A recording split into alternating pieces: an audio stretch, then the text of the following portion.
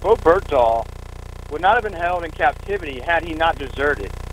So him deserting is not serving with honor and distinction, and it's a spit in the face to every U.S. service member who has served with honor and distinction, who has fulfilled his oath. It's disgusting. All right, ladies and gentlemen, that was Cody Full, who served with Bo Bergdahl, who today found guilty, or should I say charged with desertion and misbehavior before the enemy. Joining us now is our friend Ralph Peters, Fox News strategic analyst, and of course former Lieutenant Colonel in the U.S. Army and the author of Hell or Richmond. Ralph, your reaction. It's been almost a year since that cockamamie deal was made to to release him. Yes, well, I'm very proud of the United States Army, because this is clearly a case of the Army standing up to all the pressure the Obama administration could bring to bear. I mean, after that horrific bit of theater in the Rose Garden with Bo Bergdahl's parents, and in which our president lauded and praised and went on about how wonderful they all were and their son, more attention than he ever paid to any of our wounded warriors or the families of any of our dead heroes. And after that, the Obama administration, I can tell you, has been fighting tooth and nail to get the Army to cook the books and reduce the charge to AWOL or less. But by God, the United States Army, at least some of the generals, showed some backbone, stood up, and said, no, this really matters. And Steve, what I want all your listeners to understand, this is not about persecuting this pathetic jerk named Bergdahl. This is about a principle. In the U.S. military, or any military, the second worst sin you can commit is abandoning your buddies and deserting to the enemy in wartime. The worst sin you can commit is actually turning your weapon on your comrades. Bergdahl didn't do that as far as we know, but he did go over to the enemy. He walked away from his post in a combat zone, abandoned his buddies. That is desertion. And so, again, the Army's doing the right thing, but why are they doing it? Why did they stick to their guns, despite all the presidential pressure? Because if they had let Bergdahl off with some minor charge and a general discharge, that would have set a precedent for the future, that other soldiers who deserted would have to be let off the hook for what they did. And so the Army just could not do that.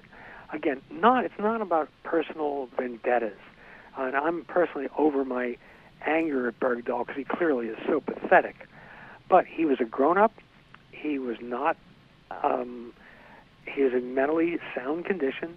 He made his own choices, and there's a price to be paid when you commit a terrible crime like deserting to the enemy in wartime. So, bottom line, it's not about Bergdahl. It's about a greater principle that you cannot just abandon your post in the face of the enemy. And boy, Ralph, does it just another stinging, what should be an embarrassment, what should be a moment of shame for our president, but he knows no shame. I don't think he could feel any shame. But to stand there with the father and the mother and to release those 5 terrorists and the whole thing, and as you alluded to, showing more concern for this than he has for any other members of our military, no matter what the circumstances. And now this. Yeah, and the military was forced by the White House to give routine updates to Bo Bergdahl's parents, to treat him with kid gloves. Again, better treatment than we gave to the parents of badly wounded soldiers. I mean, it's just incredible to me what this administration went through. But as I think I might have mentioned to you, Steve, some time back, I was trying to figure out why the administration was going to such lengths to portray Bergdahl as a hero. And it sort of dawned on me all out of the blue as I was driving home one day that Obama and all the people around him, they understand why you would desert from the military. They just don't understand why anybody would join the military.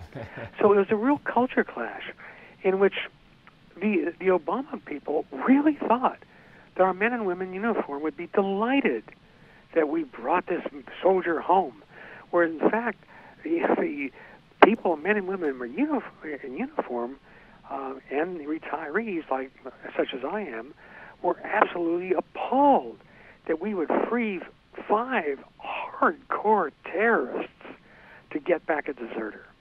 Yeah. All right. Let's quickly. We have about a minute and a half, Ralph, and let's move on to where are we? Are you watching this Afghanistan saga unfold? Now, of course, I guess it's a good thing we're keeping the 10,000 troops there for at least an extended period of time. Yes, Afghanistan isn't worth much strategically. Iraq was a big prize. Obama gave that away. But Afghanistan, under the new regime, President Ghani, is trying hard to help itself. And so it is worth a limited investment of U.S. troops and resources. And, it's just under 10,000 now. I would be more comfortable with 12 to 15, but no more than that, because it is ultimately the Afghans' fight. But they still need support, they still need training, etc. So it's like anything else in life. You have to say, is this investment worth it? Right. And I say the low level of investment in Afghanistan is worth it. Plus, it's a good launching pad to kill more terrorists. So I think it's great that Obama has really been pressured into extending our presence through the end of 2015. Hopefully, he will not live up to his promise to get us entirely out by the end of 2016, because he sticks to those campaign promises like closing Gitmo. Right, and Ralph, maybe he could find them some jobs while he's at it. Thank you, sir. Ralph Peters, ladies and gentlemen. Sidney Powell is next, folks. But first, we're going to take you back to the prohibition of alcohol in America. Don't go away.